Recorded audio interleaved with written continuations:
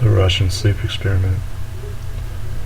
Russian researchers in the late 1940s kept 5 people awake for 15 days using an experimental gas-based stimulant. They were kept in a sealed environment to carefully monitor their oxygen intake so the gas didn't kill them, since it was toxic in high concentrations. This was before closed-circuit cameras, so they had only microphones and 5-inch thick glass porthole-sized windows into a chamber to monitor them. The chamber was stocked with books, cots to sleep on, but no bedding, running water and a toilet, and enough dried food to last all 5 for over a month. The test subjects were political prisoners deemed enemies of the state during World War II. Everything was fine for the first 5 days. The subjects hardly complained, having been promised, falsely, that they would be freed if they submitted to the test and did not sleep for 30 days. Their conversations and activities were monitored, and it was noted that they continued to talk about increasingly traumatic incidents in their past. The general tone of their conversations took on a darker aspect after the 4th day mark. After 5 days, they started to complain about the circumstances and events that led them to where they were, and started to demonstrate severe paranoia. They stopped talking to each other and began alternately whispering to the microphones and one-way mirror to portholes. Oddly, they all seemed to think they could win the trust of the experimenters by turning over their comrades, the other subjects in captivity with them. At first, the researchers suspected this was an effect of the gas itself. After 9 days, the first of them started screaming. He ran the length of the chamber repeatedly, yelling at the top of his lungs for 3 hours straight.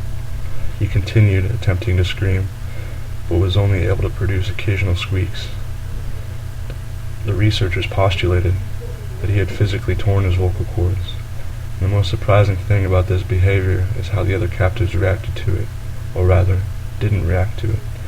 They continued whispering to the microphones until the second of the captives started to scream. The 2 non-screaming captives took the books apart, smeared page after page with their own feces and pasted them calmly over the glass portholes, and screaming promptly stopped. So did the whispering in the microphones. After 3 days passed, the researchers checked the microphones hourly to make sure they were working, since they thought it impossible that no sound could be coming with 5 people inside. The oxygen consumption in the chamber indicated that all 5 must still be alive. In fact, it was the amount of oxygen 5 people would consume at a very heavy level of strenuous exercise. On the morning of the 14th day, the researchers did something they said they would not do to get a reaction from their captives. They used the intercom inside the chamber, hoping to provoke any response from the captives they were afraid were either dead or vegetables. They announced, "We are opening the chamber to test the microphones. Step away from the door and lie flat on the floor or you will be shot. Compliance will earn one of you your immediate freedom." To their surprise, they heard a single phrase in a calm voice response.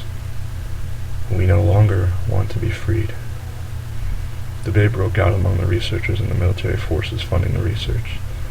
Unable to provoke any more response using the intercom, it was finally decided to open the chamber at midnight on the 15th day. The chamber was flushed of the stimulant gas and filled with fresh air, and immediately voices from microphones began to object. 3 different voices began begging, as if pleading for the life of loved ones, to turn the gas back on. The chamber was opened, and the soldiers sent in to retrieve the test subjects. They began to scream louder than ever, and so did the soldiers when they saw what was inside. 4 of the 5 subjects were still alive, although no one could rightly call the state of any of them in life. The food rations past day 5 had not been so much as touched. There were chunks of meat from the dead test subjects' thighs and chests stuffed into the drain, and in the center of the chamber blocking the drain and allowing 4 inches of water to accumulate on the floor. Precisely how much of the water on the floor was actually blood was never determined. All 4 surviving test subjects also had large portions of muscle and skin torn away from their bodies. The destruction of flesh and exposed bone on their fingertips indicated that the wounds were inflicted by hand, not with teeth, as the researchers initially thought. Closer examination of the position and the angles of wounds indicated that most, if not all of them, were self-inflicted. The abdominal organs below the rib cage of all 4 test subjects had been removed. While the heart, lungs, and diaphragm remained in place, the skin and most of the muscles attached to the ribs had been ripped off, exposing the lungs through the rib cage. All the blood vessels and organs remained intact. They had just been taken out and laid on the floor. fanning out around the eviscerated but still living bodies of the subjects. The digestive tract of all four could be seen to be working, digesting food. It quickly became apparent that what they were digesting was their own flesh that they had ripped off and eaten over the course of the days.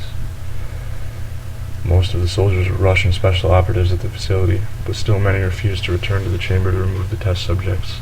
They continued to scream to be left in the chamber and alternately begged and demanded the gas be turned on lest they fall asleep. To everyone's surprise, the test subjects put up a fierce fight in the process of being removed from the chamber. One of the Russian soldiers died from having his throat ripped out. Another was gravely injured by having his testicles ripped off and an artery in his leg severed by one of the subject's teeth. Another 5 of the soldiers lost their lives if you count ones that committed suicide in the weeks following the incident. In the struggle, one of the 4 living subjects had his spleen ruptured and he bled out almost immediately. The medical researchers attempted to sedate him, but this proved impossible. He was injected with more than 10 times the human dose of a morphine derivative and still fought like a cornered animal, breaking the ribs and arm of one of the doctors. One heart was seen to beat for a full 2 minutes after he had bled out to the point where there was more air in his vascular system than blood. Even after it stopped, he continued to scream and flail for another 3 minutes, struggling to attack anyone in reach, and just repeating the word "more" over and over, weaker and weaker, until he finally fell silent.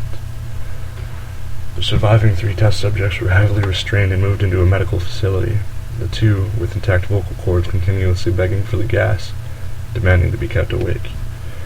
The most injured of the 3 was taken to the only surgical operating room that the facility had. In the process of preparing the subject to have his organs placed back within his body, it was found that he was effectively immune to the sedative that they had given him to prepare him for surgery. He fought furiously against his restraints when the anesthetic gas was brought out to put him under. He managed to tear most of the way through a 4-inch wide leather strap on his wrist, even though the weight of a 200-pound soldier holding that wrist as well. It only took a little more anesthetic than normal to put him under, and the instant his eyelids fluttered and closed, his heart stopped. In the autopsy of the test subject that died on the operating table, it was found that his blood had tripled the normal level of oxygen. His muscles that were still attached to his skeleton were badly torn, and he had broken 9 bones in his struggle to not be subdued. Most of them were from the force his own muscles had exerted on them. The second survivor had been the first of the group of 5 to start screaming. His vocal cords destroyed, he was unable to beg or object to surgery, and he only reacted by shaking his head violently in disapproval when the anesthetic gas was now ever brought near him. He shook his head yes when someone suggested reluctantly they try the surgery without anesthetic, and did not react for the entire 6-hour procedure of replacing his abdominal organs and attempting to cover them with what remained of his skin. The surgeon presiding stated repeatedly that it should be medically possible for the patient to still be alive. One terrified nurse assisting the surgery stated that she had seen the patient's mouth curl into a smile several times whenever his eyes met hers. When the surgery ended, the subject looked at the surgeon and began to wheeze loudly, attempting to talk while struggling. Assuming this must be something of drastic importance, the surgeon had a pen and pad fetched so the patient could write his message. It was simple: keep cutting. The other 2 test subjects were given the same surgery, both without anesthetic as well, although they had to be injected with a paralytic for the duration of the operation. The other 2 test subjects were given the same surgery, both without anesthetic as well. Although they had to be injected with a paralytic for the duration of the operation, the surgeon found it was impossible to perform the operation while the patients laughed continuously.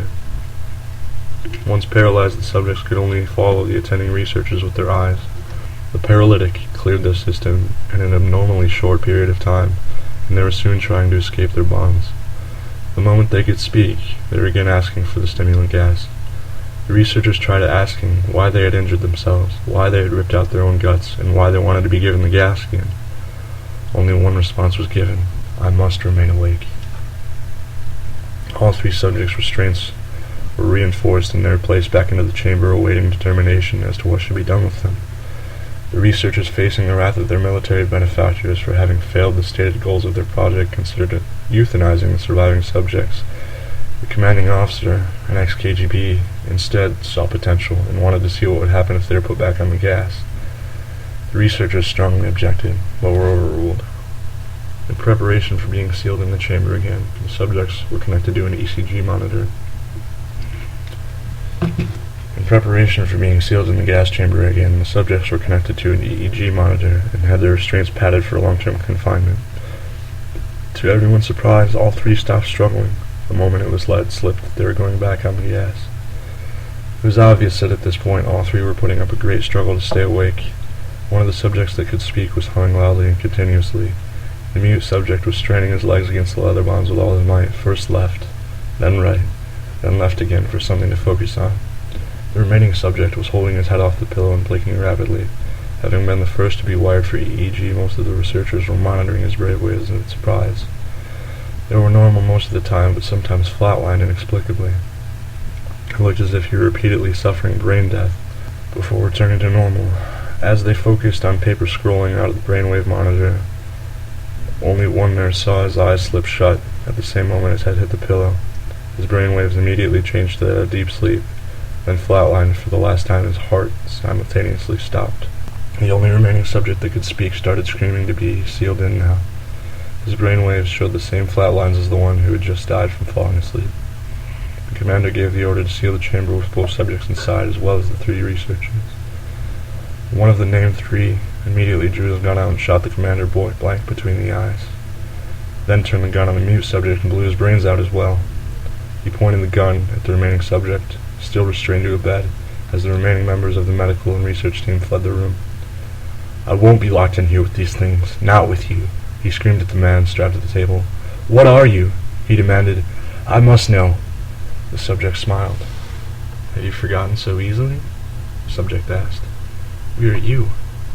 We are the madness that works within you all, begging to be free at every moment in your deepest animal mind. We are what you hide from your beds every night. We are what you sedate into the silence and paralysis when you go to the nocturnal haven where we cannot tread." The researcher paused, then aimed at the subject's head and fired. The EEG flatlined as the subject choked out. "So nearly free."